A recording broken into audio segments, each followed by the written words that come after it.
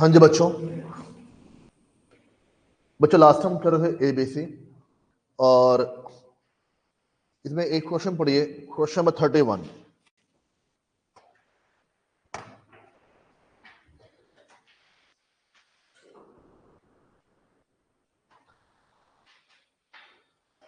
ये बच्चों क्वेश्चन आपका स्टडी मेट का है, ठीक है, और सेम टाइप का क्वेश्चन जुलाई 21 में एग्जाम में आया था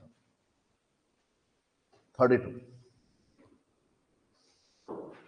तो मेरे हमेशा आ रहा ना, जो आपके पेपर में आएगा वही आपके लिए आसान है, वही मुश्किल है। तो कोई भी टॉपिक ये छोड़ के मत चले जाना कि इसका मॉड्यूल में एक क्वेश्चन है या ये इसलिए कम इंपॉर्टेंट है। You never know. बात समझे यहाँ पर? जैसे और बार रिपीट कर रहा हूँ, एंड से रिपीट करूंगा तब भी आप क्वेश्चन छोड़ के जाओगे, नहीं मानोगे आप लोग। अल्टीमेटली अब एट द एंड काफी बच्चे यूट्यूब पर आ जाएंगे और यूट्यूब वाला क्या बोलेगा कि स्टडी मेट पढ़ जाओ पास हो जाओगे। मुझे बोलेगा स्टडी मेट पढ़ जाओ पास हो जाओगे, कुछ नहीं बोलेगा। बच्चों आसान लगता है, वो कहता है यार टीचर फालतू में मेहनत कराता है, स्टडी मेट में 10 क्वेश्चन सारे हैं, पढ़ के पास हो जाएंगे, ठीक है ना। बस वो अपना उनका प्रोसेस चलता रहता है। पढ़िए बार 31। From the following details draw a plan of ABC selective control. कहता है एबीसी के अकॉर्डिंग आपको प्लान ड्रॉ करना है। आइटम्स, यूनिट्स और कॉस्ट पर यूनिट। ध्यान में क्या लिखा है यहाँ पर? यूनिट कॉस्ट मतलब कॉस्ट पर यूनिट, यानी एक का कितना खर्चा होगा, ठीक है। अब मुझे एक चीज बताओ, अगर मुझे एबीसी निकालना है, एबीसी निकालने के लिए दो चीजें मुझे चाहिए होती है। एक percentage of inventory, secondly percentage of value, ये चाहिए होता है यहाँ पर, ठीक है। इन्वेंट्री के लिए परसेंटेज इन्वेंट्री मतलब क्वांटिटी, डन। और मेरे पास 7000 है, 24 है, 1500 है। इसको रीड करो क्या बोलना चाह रहा है। आइटम नंबर 1 की कितनी क्वांटिटी मेरे पास है? 7000। आइटम नंबर 2 की कितनी मेरे पास है? 24000। 3 की 1500। ऐसे करते करते इन सभी आइटम्स की टोटल क्वांटिटी कितनी मेरे पास होगी? कैलसी का इस्तेमाल करिए। इन सभी 12 आइटम्स की टोटल क्वांटिटीज कितनी मेरे पास आ जाएंगी?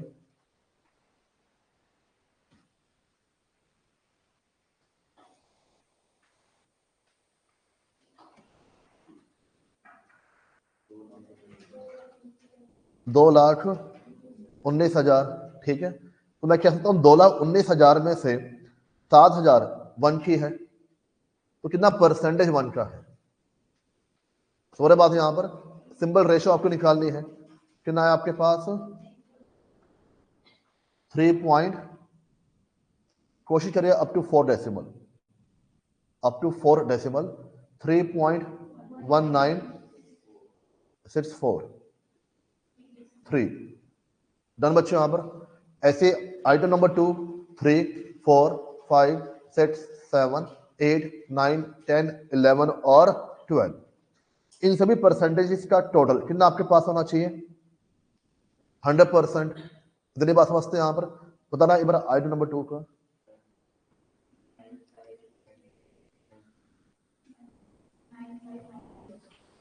देख लो राउंड ऑफ फॉरवर्ड नहीं हो रहा है, नहीं हो रहा है मेरे पास बच्चों 8, 9 है। देख लो कहीं तुम लोग ना इसी में मुझे उलझा दोगे।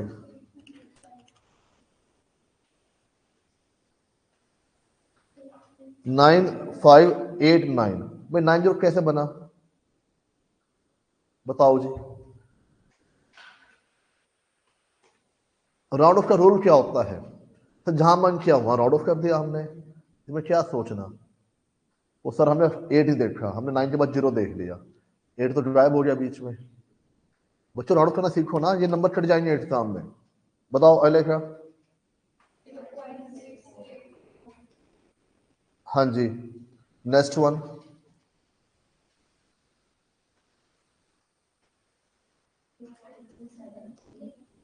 2740 या 39? 40 आएगा। देखो अब देखो ना, मैं देखता हूँ निकम्मे कैसे राउंड ऑफ करने वाले बच्चे हैं। भाई क्या लिखा हुआ है 0.27397। राउंड ऑफ का क्या रूल होता है बताओ से, जब मैं देखूँ आपके भाई हौसला में नहीं समझा पा रहा। राउंड ऑफ का रूल क्या होता है, समझते हो राउंड ऑफ क्या होता है? क्या होता है राउंड ऑफ? क्या क्या क्या क्या?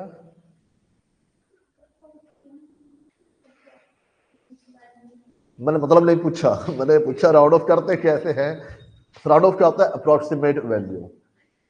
अरे राउंड ऑफ का रूल क्या होता है बताओ ना मुझे एक बार। भाई बाबा गलती करते हो तो एग्जाम नंबर कट जाएगा इस वजह से, इसी में लग जाओगे। राउंड ऑफ का रूल क्या होता है बताना मुझे। पॉइंट, हाँ हाँ,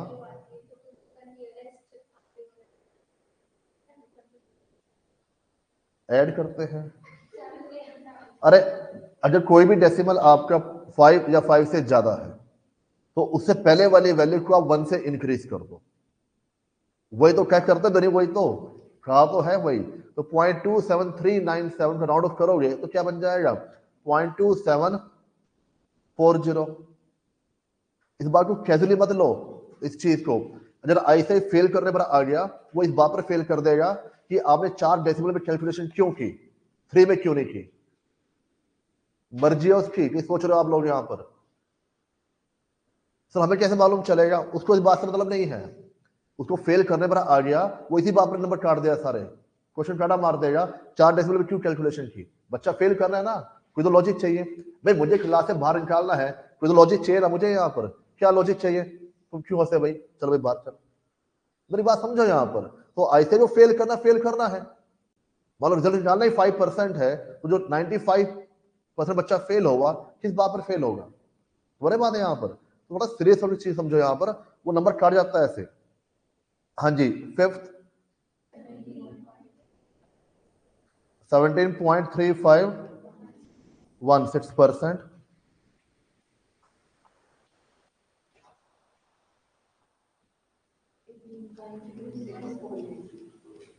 डन बच्चे यहाँ पर। तो ऐसे आप सारे कर लोगे और इस सबका टोटल कितना आना चाहिए? 100%। ये टैली करना पड़ेगा आपको एक बार, समझिए बात है यहाँ पर। उसका तरीका क्या है? कोशिश करना वैसे जो लास्ट 2 डेसिमल्स है ना, ये आपको 00 होना चाहिए। अगर लास्ट 2 00 होगा तो बाकी सारा अपना बन जाएगा 100%। बाकी सारी वैल्यू भी कर सकते हो आप, कोई दिक्कत वाली बात नहीं है।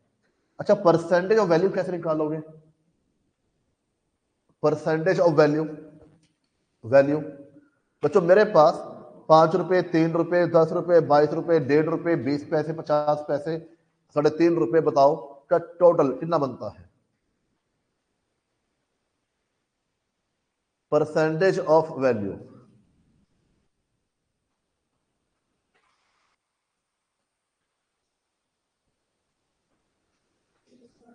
हाँ जी,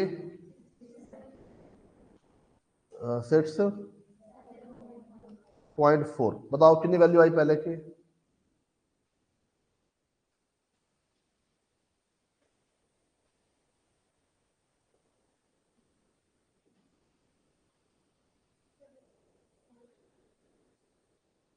बोलो।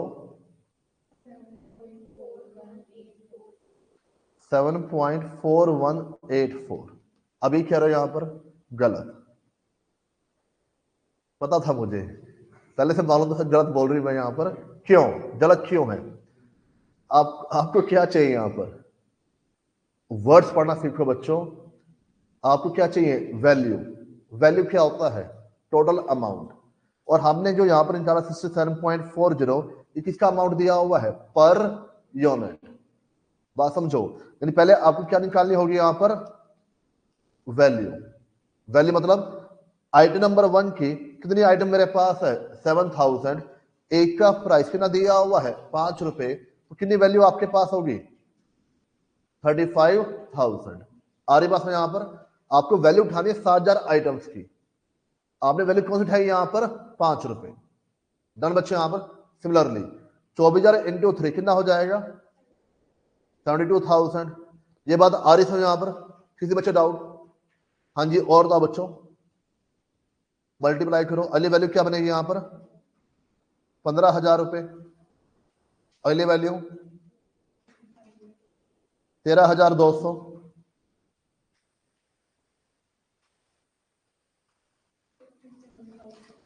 57,000, 20,000, 12,000, 10,500, 2,400, 11,600 आना चाहिए। एक बार चेक कर लेना।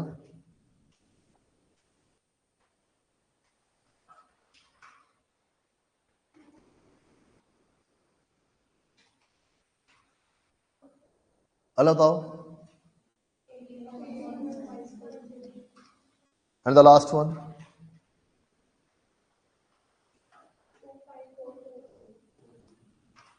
इसका टोटल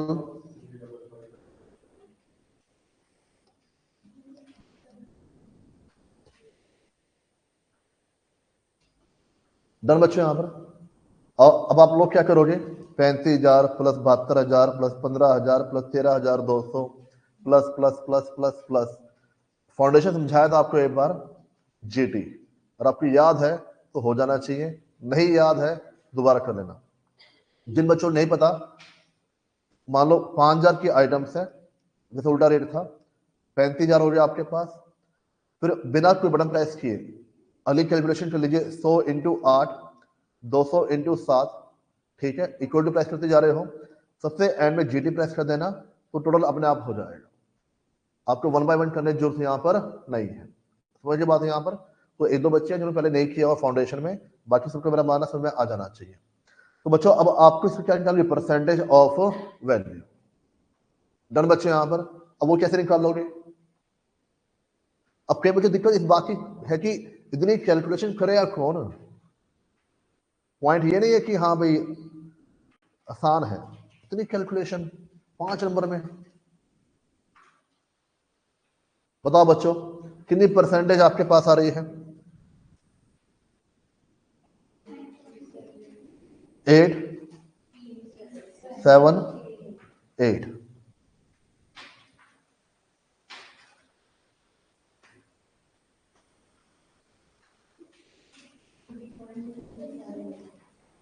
टू 3 7,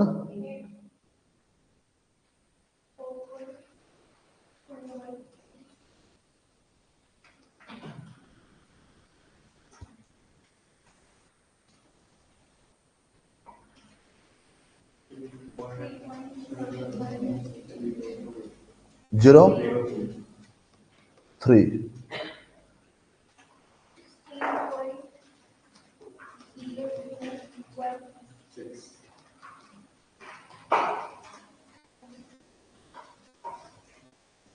सारी बात यहां पर कैसे मल्टीप्लाई कर रहे हो, कैसे प्लस माइनस कर रहे हो। तो अल्टीमेटली बच्चों इसका टोटल भी मेरे पास कितना हो जाएगा, 100%। अब बच्चों इसके बाद क्या करना है, एबीसी। तो अभी क्या कर रहे थे, बात सुनो ध्यान से। पिछले क्वेश्चन में आपको percentage of item, percentage of value दिया हुआ था। बात समझिए यहां पर। अभी आपने वो चीज पहले कंप्यूट की है, percentage of item, percentage of value, जो गिवन यहां पर नहीं था। बस डन बच्चे यहां पर। अब आपको एबीसी करना है। एबीसी के लिए क्राइटेरिया आपके पास होना चाहिए ए, बी और सी। अब पॉइंट क्या होता है, कैटेगरी ए में क्या लोगे। हमने ये बोला कि ए में क्या आता है, 70। ए में क्या आता है, 10% आइटम जिसकी वैल्यू क्या होती है, 70%। ये बच्चों बात है। बी में क्या लोगे, 20% आइटम जिसकी वैल्यू क्या होती है, 20%। सी में क्या लोगे, 70% आइटम जिसकी वैल्यू क्या होती है, 10%। पर क्वेश्चन में आपको कई बार भी कुछ ऐसी जानकारी गिवन यहां पर नहीं है कि वैल्यू और क्राइटेरिया आपके पास क्या बनेगा।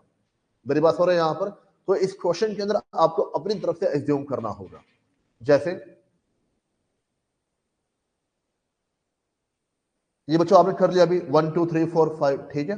अब मैंने क्या किया, मैंने सिलेक्टिव कंट्रोल का एक क्राइटेरिया अपनी मर्जी से एज्यूम कर दिया, अपनी मर्जी से। क्या, ए में कौन सी आइटम आपके पास आएगी जिसकी वैल्यू 50,000 या उससे ज्यादा है।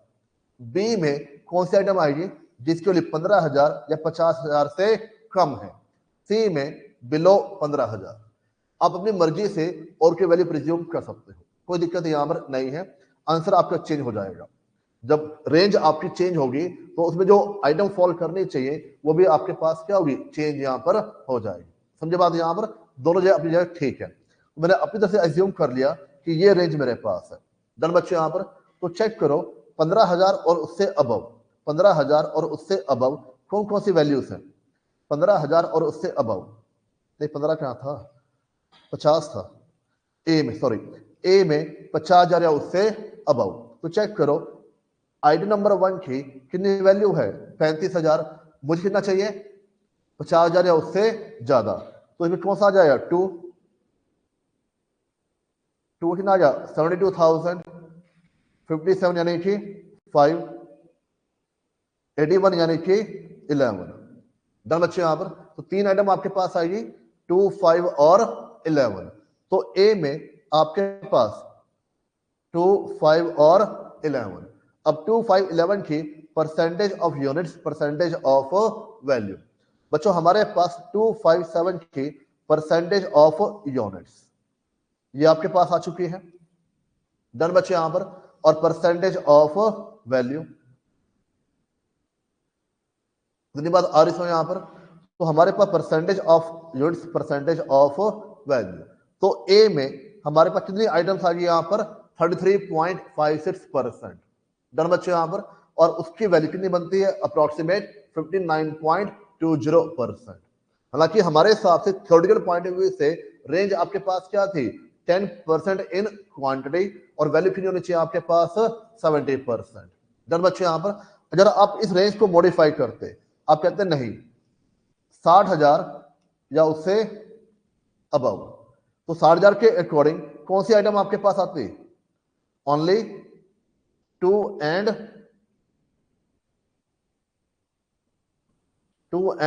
11। बात समझे यहां पर? तो उसके हिसाब से रेंज में जो परसेंटेज ऑफ आइटम है और जो उसकी वैल्यू है वो आपके पास क्या होगी? चेंज हो जाएगी। डन बच्चों? यहां पर तो रेंज अपनी मर्जी से प्रिज्यूम यहां पर कर सकते हो, कोई दिक्कत बच्चों यहां पर नहीं है। आगे बढ़े। यहां पर रेंज बी में मैंने क्या माना? 15,000 या से लेके 50,000 से बिलो। तो 15,000 से लेके 50,000 से बिलो, 50,000 से बिलो चेक करो कौन कौन से आपके पास हो गया? 35,000, 15,000 से 50,000 से बिलो 3, 15,000 से ये हो जाएगा एंड लास्ट वन।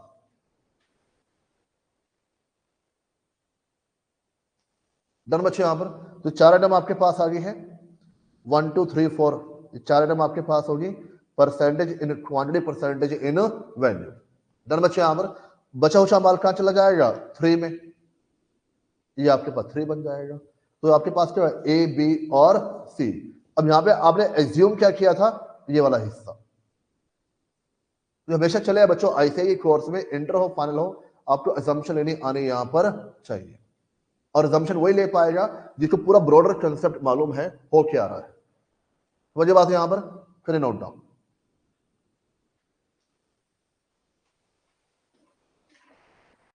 अगर चाहो तो ये लास्ट कॉलम अवॉइड कर सकते हो रैंकिंग का, मैंने वैसे बनाया हुआ है, वो आपकी चॉइस है।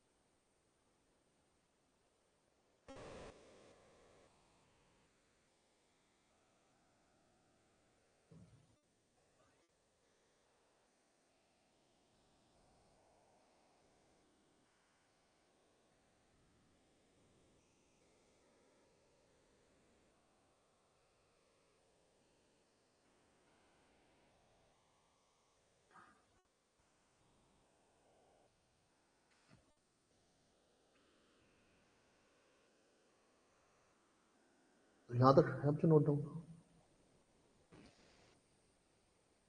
पहले कोशिश करो आइटम नंबर 5 तक सबका नोट डाउन हो जाए, सारे कॉलम्स आइटम 5।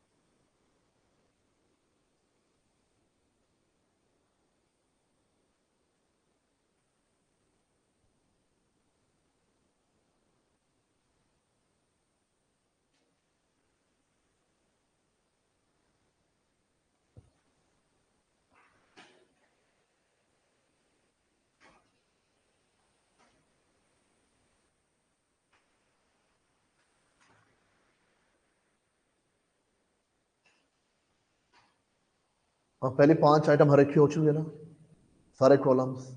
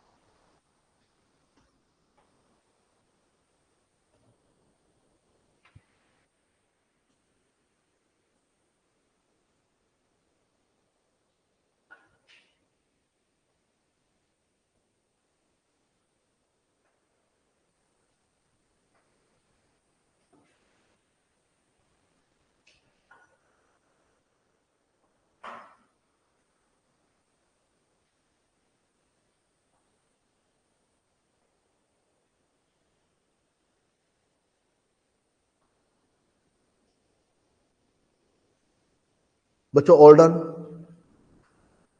आगे बढ़े।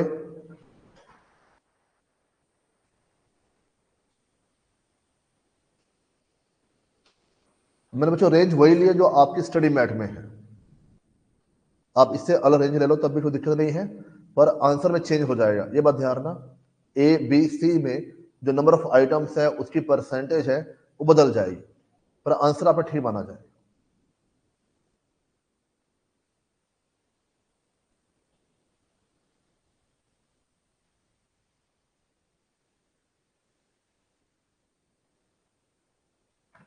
सिंबॉलिकली बच्चों मेंशन करूं ताकि आप क्लैरिटी रहे। ए में क्या आएगा, more than equal to 50,000। B में क्या आएगा, 50,000 से लेके बिलो 15,000 से लेके बिलो 50,000। मान लो 15,000 दिया हुआ है तो 15,000 कहां पर जाएगा, बी में। 50,000 दिया हुआ है कहां पर जाएगा, ए में। 50,000 की एग्जैक्ट वैल्यू कहां पर जाएगी, ए में। बात समझे यहां पर। और सी में क्या बोलोगे यहां पर, सी में बिलो 15,000। डन बच्चे यहां पर इक्वल टू 1100 में यहां पर, इसलिए फाउंडेशन मैथ इंपॉर्टेंट है, वहां ऐसे सिंबल इस्तेमाल होते हैं। तो ऐसे ही कोशिश ये होती है पहले आपने मैथ पढ़ा के ना पढ़ा हो, और फाउंडेशन इतना पढ़ के आ जाओ कि बेसिक आपको मालूम चल जाए। डन बच्चे यहां पर हो जाएगा।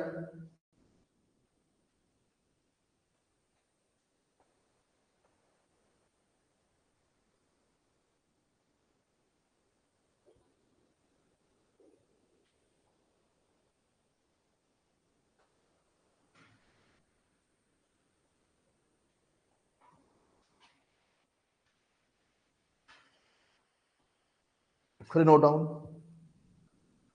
सर एग्जाम इतना बड़ा क्वेश्चन देखो आएगा 10 नंबर में आएगा, ठीक है। या इसका बेबी वर्जन आ सकता है 5 नंबर में, जब 12 आइटम्स हैं एग्जाम में, इसके बेबी वर्जन में 4 आइटम आपके पास आ जाए, 5 आइटम आपके पास आ जाए।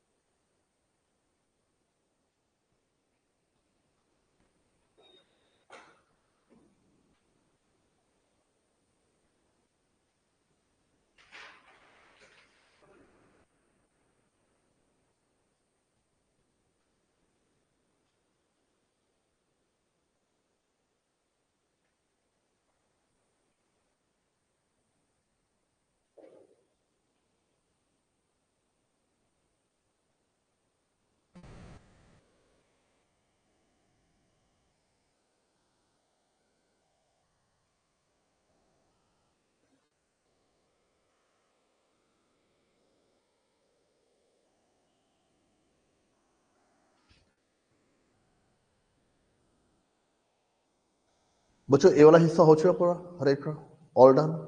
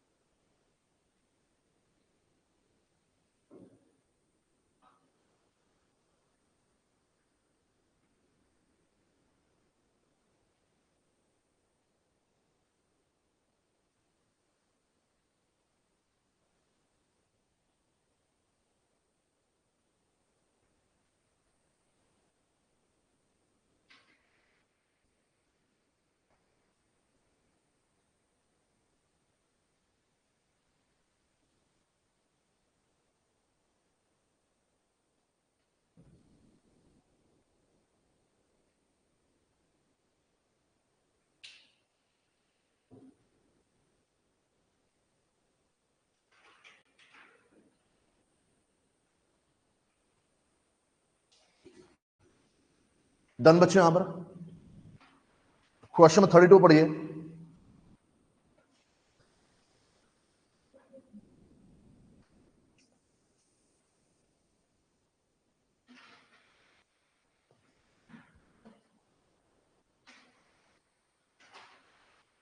और पढ़िए 32। ये बच्चों क्वेश्चन एग्जाम में आया था, देखिए क्या दिया हुआ है।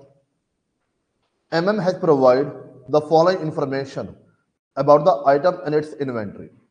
ये आइटम नंबर हो गया, यूनिट्स और कॉस्ट पर यूनिट। कितने बच्चों आइटम आपके पास है? 1 2 3 4 5 6। ऊपर कितने आपके पास थी? 12। तो बेबी वर्जन आ गया आपके पास, ठीक है। अब देखिए इसमें क्या बोल रहा है। MM has adopt the policy of classifying the item constitute 15% or above of total inventory as A, item constitute 6% or less of total inventory as C and remaining will be as B। तो बच्चों ने यहाँ पे क्या बोला हुआ है, item को क्लासिफाई करने का तरीका हमने एज्यूम किया था, इन्होंने दिया हुआ है उन्होंने क्या दिया हुआ है, कहता है ए में हम क्या लेंगे, it has adopt the policy of classifying the item constitute 15% or above of total inventory cost। मतलब वो आइटम जो 15% या उससे ज्यादा है टोटल इन्वेंट्री कॉस्ट का, वो कहां चला जाएगा, ए में। तो ए में क्या जाएगा, 15% या उससे ज्यादा किस चीज का बच्चों, यहां पर कॉस्ट, यानी आपकी इन्वेस्टमेंट यानी कि वैल्यू। तो जो आपकी परसेंटेज ऑफ वैल्यू किससे ज्यादा है, 15 या 15% से ज्यादा है, वो कहां पर आ जाएगा, ए में। सी में क्या आएगा, 6% और लेस, यानी कि बिलो 6%, और बची हुई आइटम कहां चली जाएगी, बी में। डन बच्चों यहां पर। और कहता है रैंक द आइटम, जब हम देखते हैं classify the item into ABC as per ABC of inventory control adopt by MM limited. चलो मे बी आपको यहाँ पे जो क्लासिफिकेशन उसमें कंफ्यूजन हो, पर उससे पहले दो चीजें आपको निकालनी होंगी। क्या क्या यहाँ पर, एक percentage of inventory, secondly percentage of value. Percentage of inventory कैसे निकालोगे, बताओ फटाफट, परसेंटेज ऑफ इन्वेंट्री कैसे निकालोगे,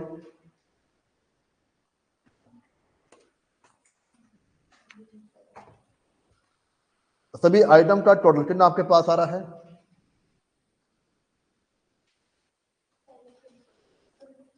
750, और इसके बेस पर क्या जाएगी, परसेंटेज।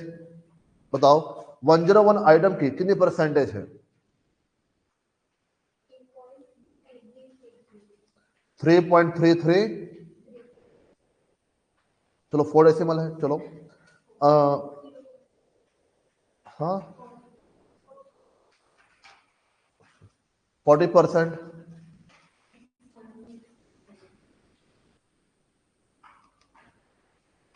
एंड सो ऑन हो जाएगा। इसके बाद क्या निकालना है, परसेंटेज ऑफ वैल्यू। बताओ बच्चों वैल्यू का टोटल कितना आपके पास आया, हाँ जी वैल्यू का टोटल कितना आपके पास आया, पहले कंप्यूट करना पड़ेगा। कैसे कंप्यूट करोगे, यहां पर 25 इंटू 50 कितना हो गया, 1250। 300 इंटू 1 रुपीज है, 1 रुपी बच्चों है, 300 रुपये।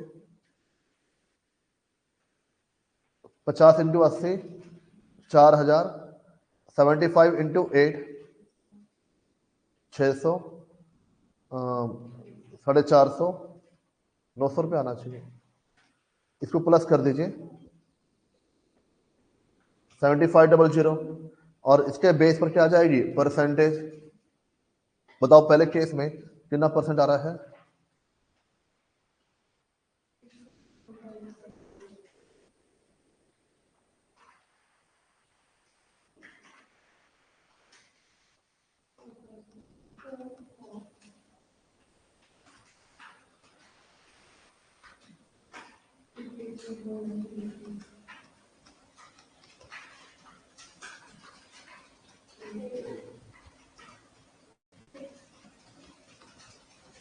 और 12%।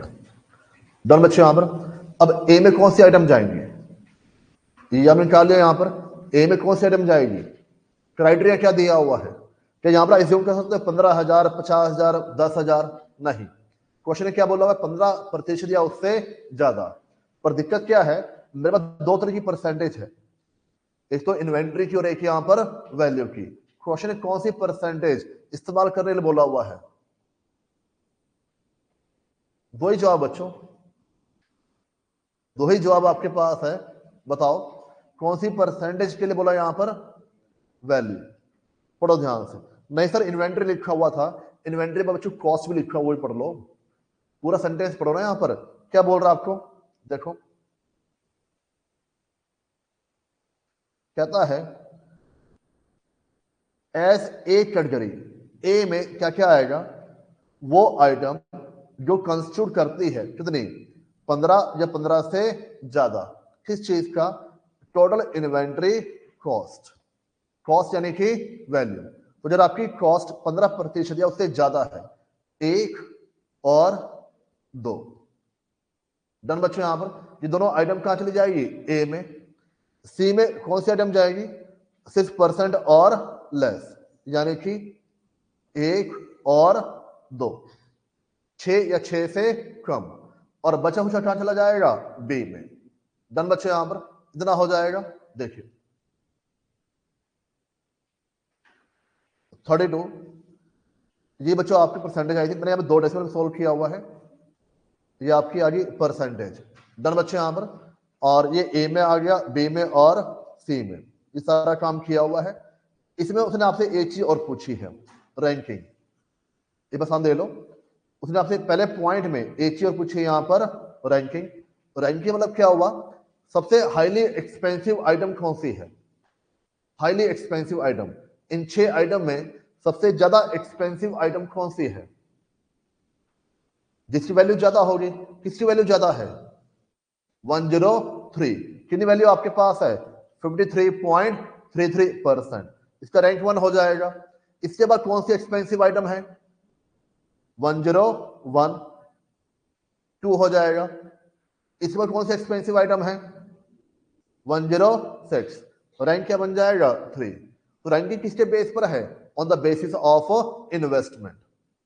बात समझे यहां पर, किसी बच्चों डाउट, चलिए नोट डाउन।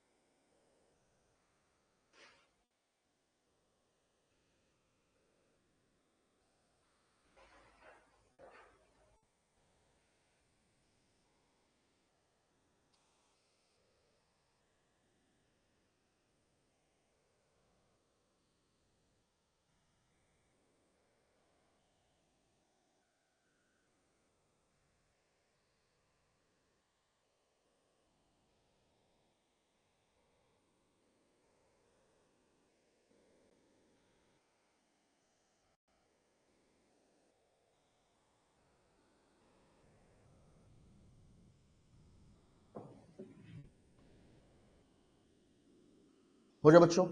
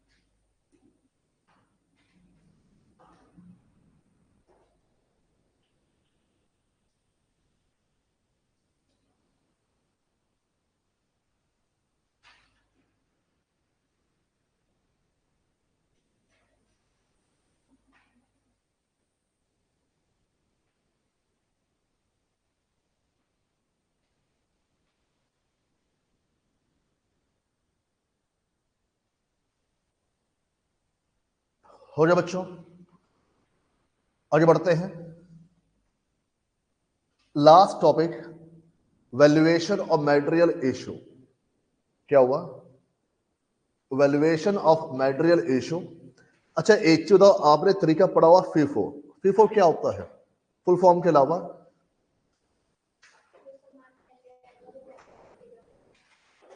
जो सामान पहले आया वो पहले बिकेगा। सबसे गलत डेफिनेशन। हालांकि बोलते सारे यही हैं, और आप मुझसे पूछोगे किसी और चैप्टर में, मैं यही बोलूंगा, जो पहले आया वो पहले बिकेगा, ठीक है ना। पर बच्चों रियल लाइफ में ऐसा होता नहीं है। सोचो आराम से, आपके पास लेट से आज ये मेरे पास जो पेन है, ठीक है ना, ये पेन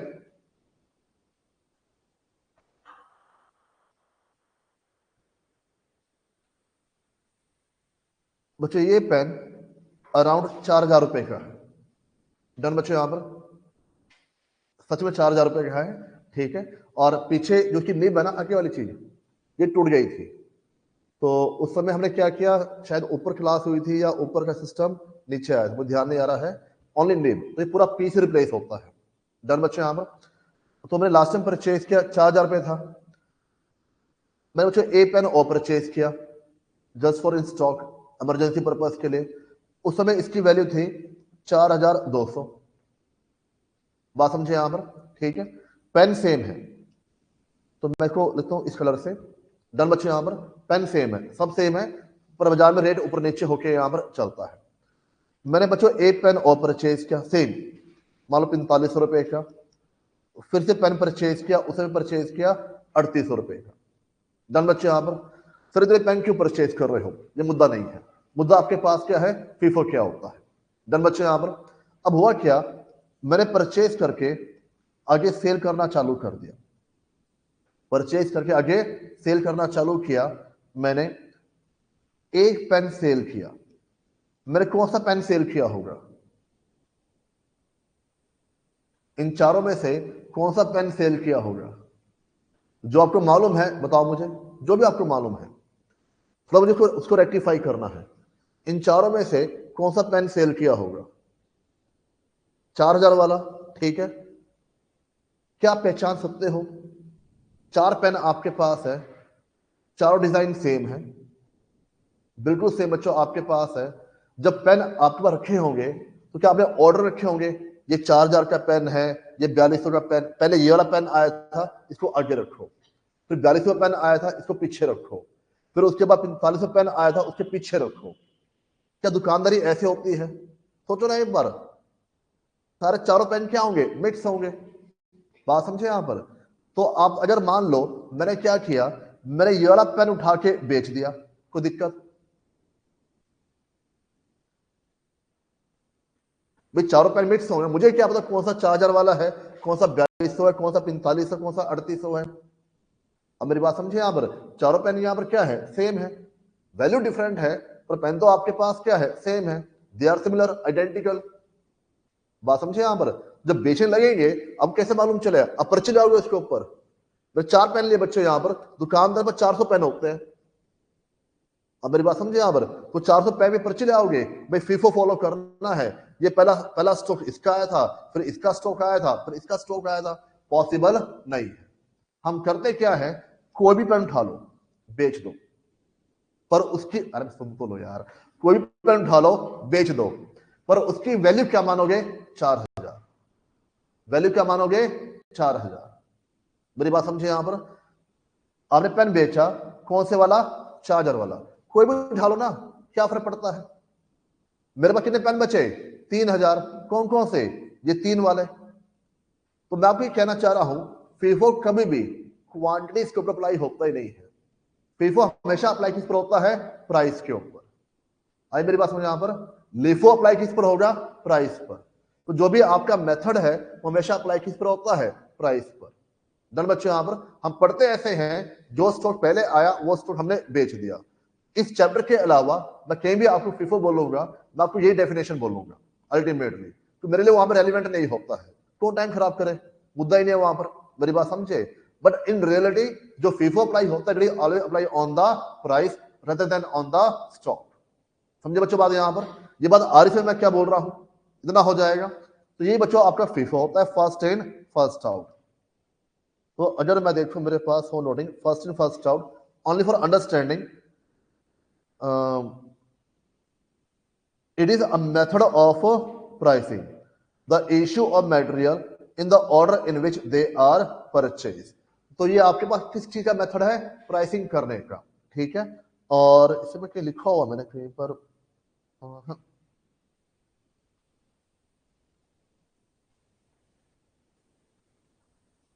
चलो ये बात आई समझ में? Yes sir. तो आप पहले एक काम करो, ये नोट डाउन करो, वैल्यूएशन ऑफ मटेरियल इशू। जो डायरा में ये मत बनाना भी, ये मैं आपको अलग समझाऊंगा।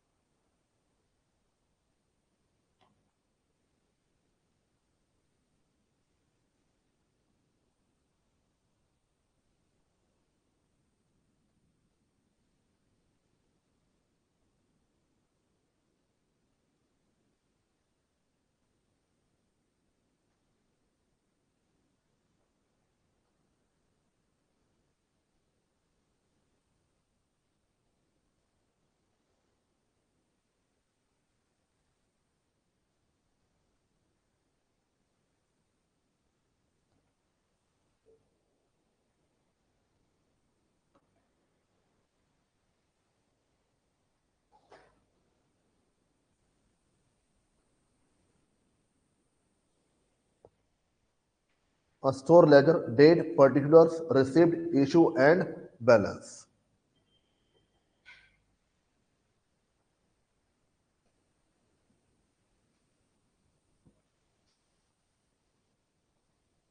अच्छा, मेरा माना 2 लेक्चर आपको और चाहिए चैप्टर में, तो इसके हम करेंगे लेबर कॉस्टिंग।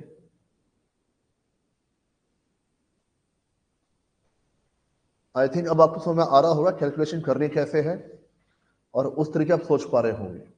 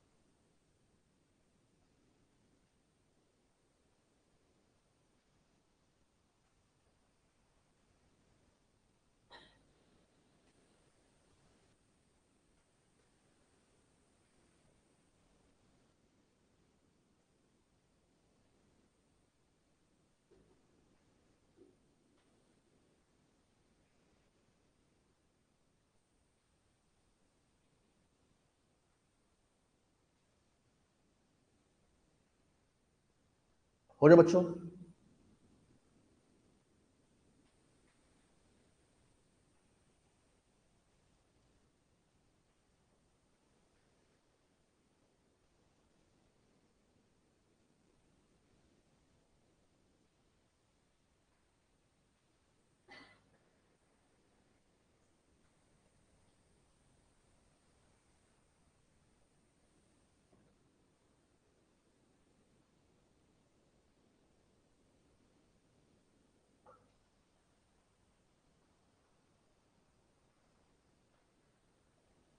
हो गया बच्चों?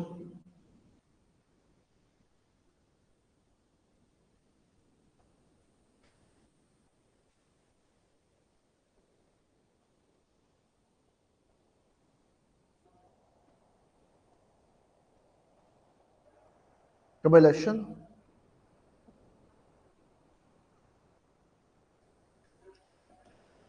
फिर नोट डाउन फीफो क्या होता है।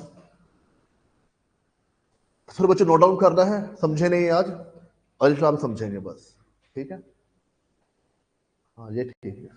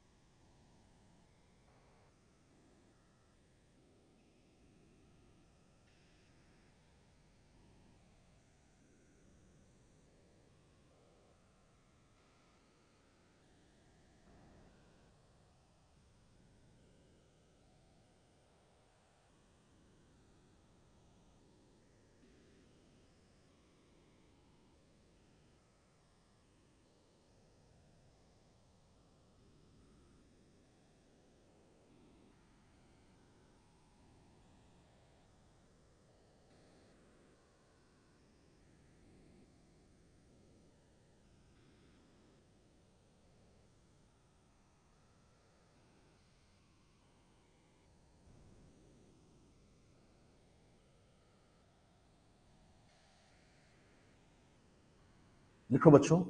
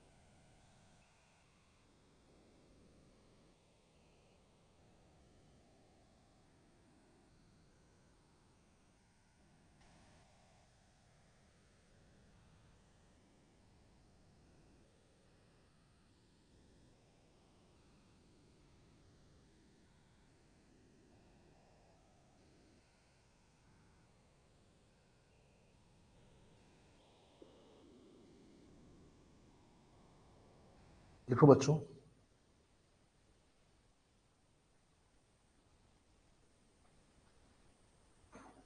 पहले यहां तो हो गया रेखा।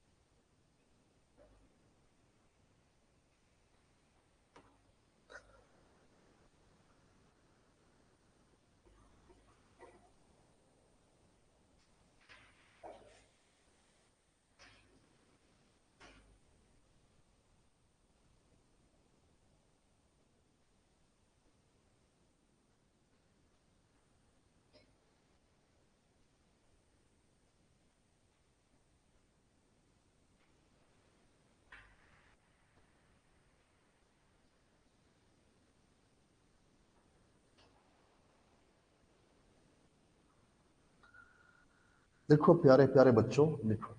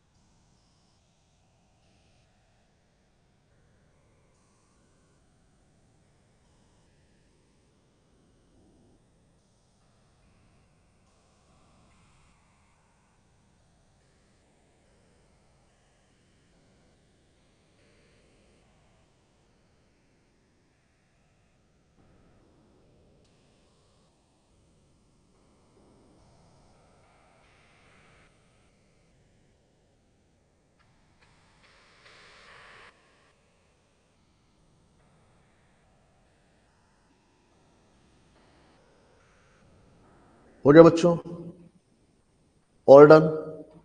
चलिए फिर लगा कर